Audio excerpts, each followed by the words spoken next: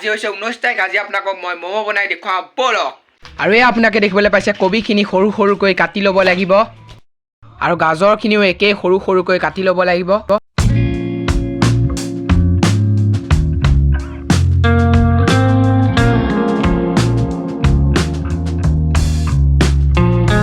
আৰু ইফালে পিঁয়াজো একে ধৰণে কাটি লৈছোঁ আপোনাকে দেখিবলৈ পাইছে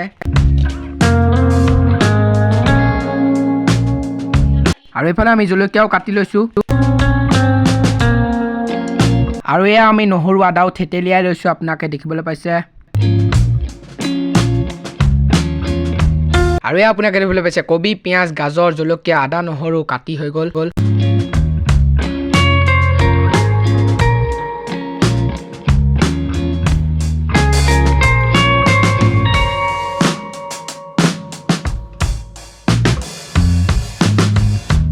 আৰু এইফালে কেৰাহী তেল দি পেলাই গোটেইখিনি শাক পাচলি ভাজি ল'ম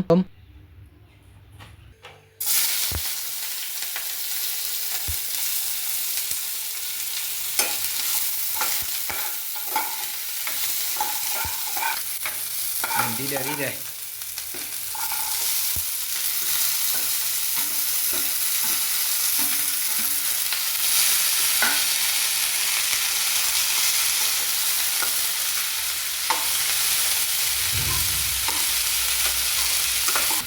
আৰু এইফালে মছলা দি লৈছোঁ আপোনাকে দেখিবলৈ পাইছে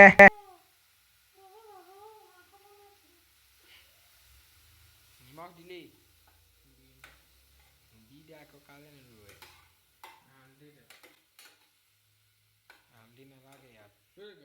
আৰু এইফালে নিমখ দি লৈছোঁ আপোনাকে দেখিবলৈ পাইছে আৰু এইফালে হালধি দি লৈছোঁ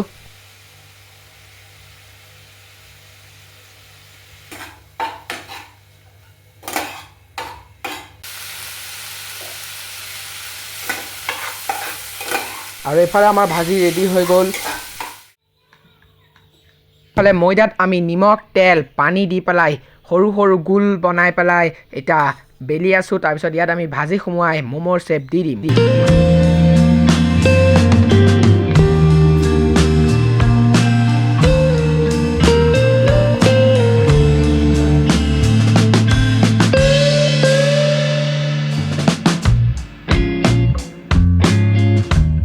আৰু এই আমাৰ ম'ম' গোটেইখিনি ৰেডি হৈ গ'ল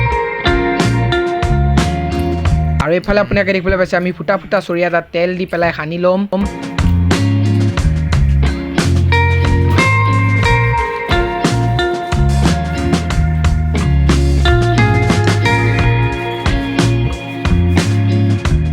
আৰু ইয়াত এটা এটাকে ম'ম' আমি এনেকৈ দি দিম